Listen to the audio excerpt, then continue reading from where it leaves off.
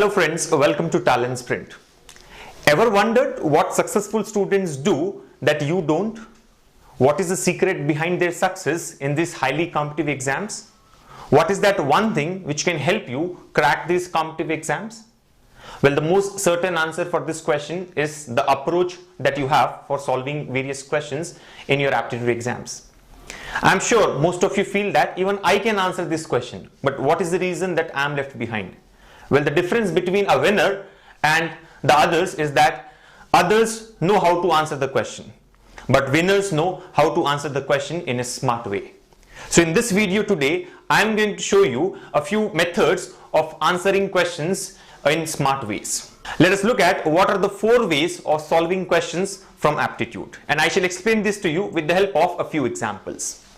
The first question here, it says the principal amount is 20,000, time period is 2 years, and the rate of interest is 14% per annum. So what is the compound interest? Well, the first method of solving any question in aptitude is the traditional method, the conventional method where we use the step-by-step procedure to arrive at the final answer. But we end up wasting a lot of time in most of the cases. Like in this question, if you go by the formula of compound interest, which says Ci equals to P into 1 plus R by 100 whole to the power of T minus P, or if we take P common, we have this formula for Ci, right? P of 1 plus R by 100 whole power T minus 1. Now all we need to do here is substitute the values. 20,000, rate of interest is 14 and time period is 2 here. So substitute the values, simplify, do the calculation, and you'll get the final answer. But I'm sure most of you understand that we'll take at least 2 minutes to solve all those equations and arrive at the final answer. So what is the second method of answering this question here? Well, the second method, which is different from the traditional method, is to use your basic concepts, your basic fundamentals of answering questions without using the conventional formula. Like in this case, if you are strong in your basics of percentages, you would understand that compound interest can be calculated using the concept of effective percentage, which says that effective percentage can always be calculated as A plus B plus AB by 100, where A and B are 2 percentages. So compound interest is also an effective percentage case, and hence we can say that the compound interest here in terms of percentage will be equal to A plus B plus AB by 100, where A is the rate of interest in first year and B is the rate of interest for the second year. Now generally the questions that we get in the exam have got the same rate of interest for both the years. So in our case, A is 14 and B also is 14. So let's just substitute and find out what is the compound interest in terms of percentage. So A plus B plus A into B by 100. What do we get? 14 plus 14 plus 14 into 14 by 100. Now 14 squared is 196. 196 upon 100 is 1.96. So 14 plus 14, 28. 28 plus 1.96. This will come out to be 29.96%. So what we understand from this approach is that the compound interest in this case will be 29.96%, or approximately 30%. 30% of what? The principal amount, right? Again, if you are strong in your concept here, you would know that the interest is always calculated on the principal amount. So we can say that the compound interest in this case is 30% of 20,000, which is 6,000 rupees. So that's how, using this second method, where we follow the basic fundamentals and the basic concept, we can arrive at the answer much faster without following the traditional or the conventional method. So the answer for this question would be 6,000, and I'm sure you will be able to do this in less than 30 seconds in your competitive exam. Now you might wonder that why did we take 30% as the answer? Because the actual calculation says it should be 29.96%. Well, the reason here is that in competitive exams, most of the times the options are given in such a way that we can do an approximate calculation and arrive at the correct answer. Since the options are generally not too close to each other, here we can assume that 29.96 is approximately 30%, right? And 30% of principal amount here is 6,000. So the option which is closest to 6,000 can be marked as the correct answer. And moreover, we should also understand that the answer has to be slightly lesser than 6,000. So if at all we find 2 options that are close to 6,000, but one is less than 6,000 and the other being more than 6,000, we can easily eliminate the wrong answer here, because we know that actual answer is 29.96%, which should be less than 6,000, right? So the idea here is to use the concept of effective percentage and do an approximate calculation to mark the answer in less than 30 seconds without following the lengthy and time consuming conventional method. So this is the second method of answering the questions from Aptitude, where we use our basic knowledge and the concepts that we have discussed in answering the questions without using the formula or the conventional method. Let us now look at the third method of answering questions from Aptitude, and this is known as the substitution method. Well, there are many types of questions where we can follow the method of substitution, right? This is like reverse engineering. All we need to do is put the option answers back in the question and see which option satisfies the given question here, right? So we simply substitute the answer options in the question one after the other, and the one that satisfies the given question can be taken as the correct answer. Let's understand this with the help of an example.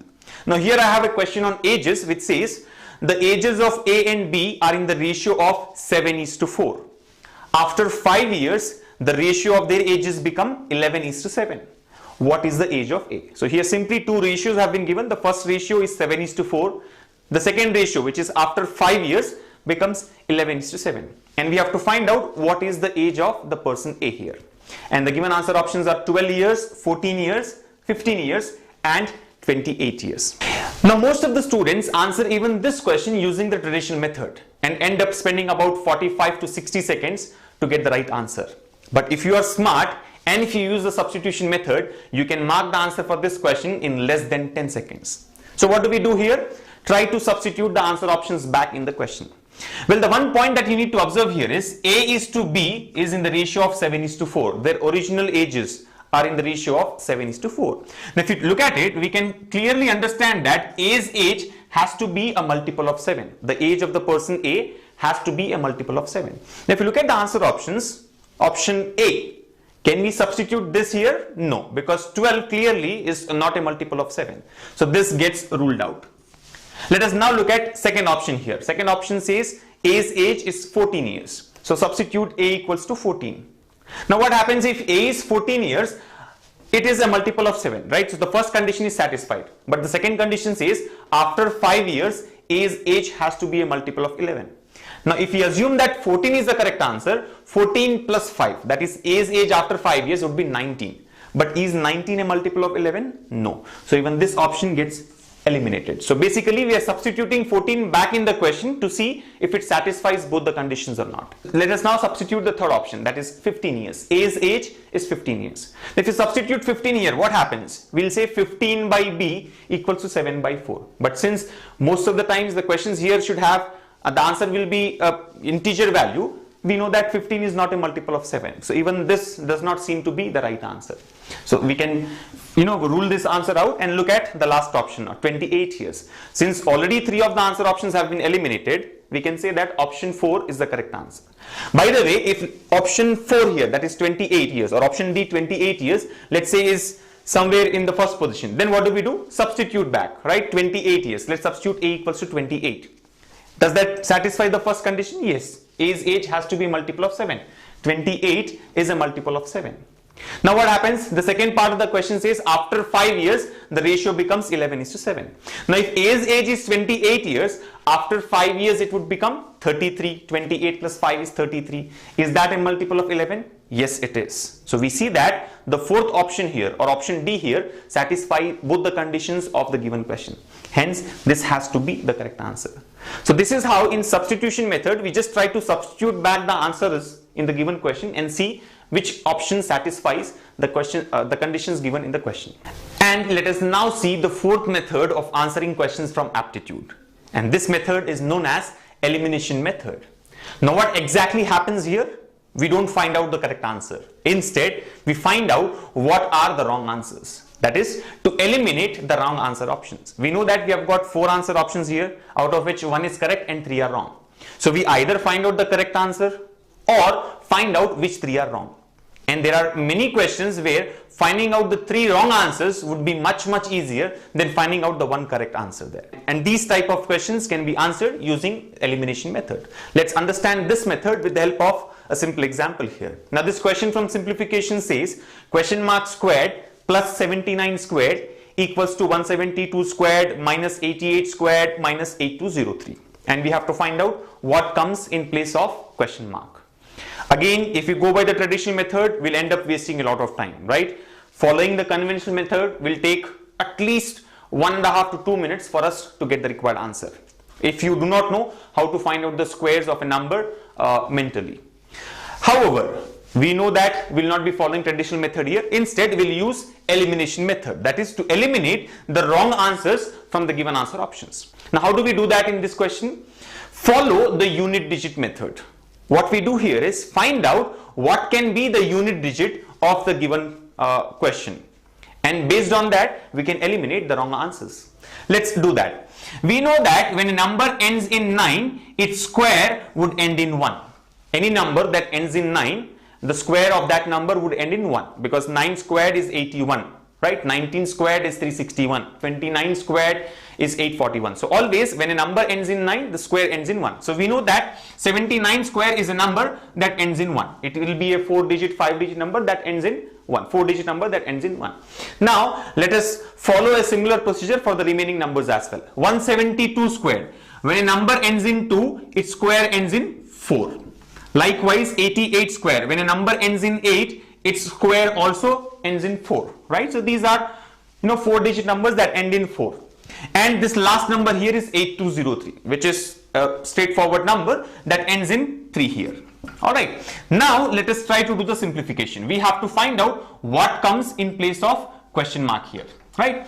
Now the idea here is to balance the unit places on both the sides. If you look at the right hand side, there is a number that ends in 4 minus another number ending in 4. Now one number ends in 4, the other number also ends in 4. When we take the difference, we know that it will end in 0. For example, 124 minus 74 would end in 0. 4 minus 4 gives us 0. So 4 minus 4 here is 0. Now we have a number that ends in 0 minus a number that ends in 3. Now one number ends in 0 and the other number ends in 3. The result would end in, don't say minus 3. If you know the concept here, you will say that it ends in 7, because what do? We borrow 1 from the next digit, make it 10, and 10 minus 3 will give us 7. So clearly the right hand side of this equation ends in 7. If the right hand side ends in 7, it is obvious that the left hand side should also add up to 7. Now already we have a number that ends in 1. So what should come in place of the unit place of question mark square so that it is 7? See, 1 plus 6 will be equal to 7. So clearly question mark square should be ending in 6. Now we know that question mark square ends in 6, right? Some number squared ends in 6. So what can be the units place of that number? It can be either 4 or 6, right? When a number ends in 6, if we take square root on both the sides, what do we get? Question mark will be equal to square root of some number ends in 6, ending in 6. And when a number ends in 6, its square root ends in either 4 or 6. So now we are pretty clear that the question mark should be a number that ends in either 4 or 6. Let's check that from the answer options. Option A, number ends in 6. So may be the right answer. Look at option B, ends in 9. Can this be the correct answer? No, eliminated. Option C ends in 3, eliminated. Option D also ends in 3, eliminated.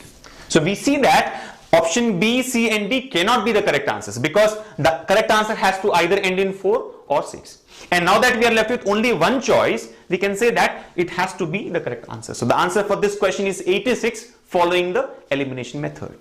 So this is how, based on the question, we can apply any of these 4 methods, that is the traditional method or method of using your basic concepts and fundamentals, or the elimination method or the substitution method, to find out the answer. Now you should follow this approach and understand which method suits for the given type of question. And the only way to do that is practice more and more on various types of aptitude questions. So I hope all of you have followed the 4 different ways of solving questions from aptitude. Now all you need to do is practice more and more and make sure that you apply the best method out of these 4 methods to solve the given question and arrive at the given answer without any difficulty. See you in the next video. Thank you.